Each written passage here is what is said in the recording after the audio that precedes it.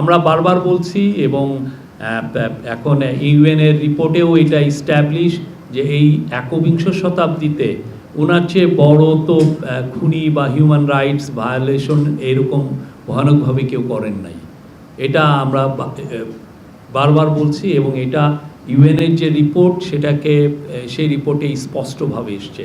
পরবর্তীতে Al Jazeera তাদের 1 ঘন্টার একটা প্রোগ্রাম করেছে, সেখানে আসছে এবং বিবিসিতেও আসছে। ওখানে স্পষ্ট শোনা যাচ্ছে যে উনি খুন করার নির্দেশ দিচ্ছেন। তো যারা ওনাকে ইন্টারভিউ করছেন আমাদের কাছে আমরা অবশ্যই মনে করি যে এই কনটেক্সটটা যেন কেউ ভুলে না যান।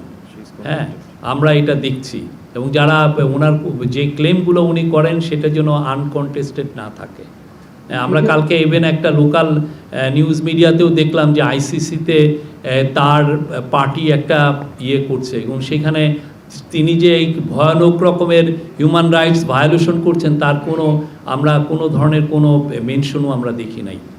খুবই আনফর্চুনেট। এবং আমরা ওইটাও দেখেছি যে উনি ক্লেম করে, আওয়ামী লীগ ক্লেম করছে 400 জন মারা গেছে, কিন্তু কতজন মারা গেছে তাকে এটা আনকনটেস্টেড তাকে দেওয়া হচ্ছে। এবং কারা এটা করেছে তার যে আইসিসিতে দিয়েছে যে ডাউটি স্ট্রিট, এখন তারা আমাদের টাকা চুরি করছে, আমাদের টাকা চুরি করে নিয়ে যায় পুরো ইউকের সবচাইতে দামি ল ফার্মকে হায়ার করে এই ধরনের কাজ তারা করছে, এখন কমপ্লেন ফাইল করার করছে। এবং এইটাকে আবার আমাদের কেউ দেখছি যে আমাদের চুরি করার টাকায় যে কাজটা করেছে সেটাকে আবার প্রমোট করছেন কেউ। একটা বিষয় এসছে যে 72 ঘন্টা আগে আপনারা জানেন যে সমস্ত ইলেকশন ক্যাম্পেইনিং বন্ধ থাকে, কিন্তু এর মধ্যে এই 72 ঘন্টার মধ্যে যদি কেউ এসে কোনো পার্টির ক্যান্ডিডেট যদি ফেসবুক লাইভে আসেন সেক্ষেত্রে ডিসিশনটা কী হবে? এই পুরো জিনিসগুলো সোশ্যাল মিডিয়ায় কিভাবে, বা একটা ক্যান্ডিডেট বা তার এজেন্টরা এই 72 ঘন্টায় কোনো ধরনের সোশ্যাল মিডিয়ায় ক্যাম্পেইন করতে পারবেন কিনা? কারণ এখন দেখা যাচ্ছে যে খুব বড় রকমের ক্যাম্পেইনটা আসলে সোশ্যাল মিডিয়ায় হচ্ছে। আমরা সবাই কানেক্টেড, আমি, আপনি, আমার গ্রামের লোক সবাই। আমি আমার ওইখানে দেখছি যে একজন প্রতি গ্রামে তার একটা পেজ খুলে ফেলছেন।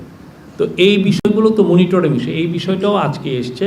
এটা নিয়ে অবশ্যই ইলেকশন কমিশন ভাবছেন, এটা লিগ্যালিটি নিয়ে চিন্তাভাবনা করছেন যে এটা বা এটার ক্ষেত্রে কেউ যদি এই কাজটা ভায়োলেট করেন সেক্ষেত্রে তার বিরুদ্ধে অ্যাকশনগুলো কী হবে, বা এই ক্ষেত্রে ফেসবুকের সাথে আমাদের কী ধরনের কথাবার্তা বলতে হবে, এই বিষয়গুলো এখানে আলোচনা হয়েছে।